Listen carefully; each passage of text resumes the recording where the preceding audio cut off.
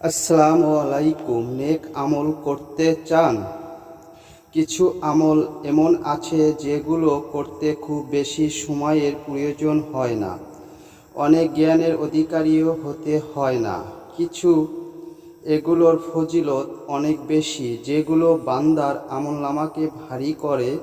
যেমন রাসূল সাল্লাল্লাহু আলাইহি ওয়াসাল্লাম বলেছেন যে লোক আমলের আগে একবার বলে সুবহানাল্লাহিল আজিম।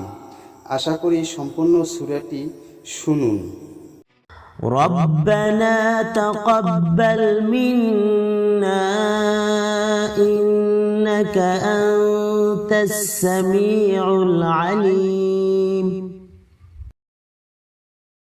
ربنا وجعلنا مسلمين لك ومن ذريتنا أمة مسلمة لك وأرنا مناسكنا وتب علينا إنك أنت التواب الرحيم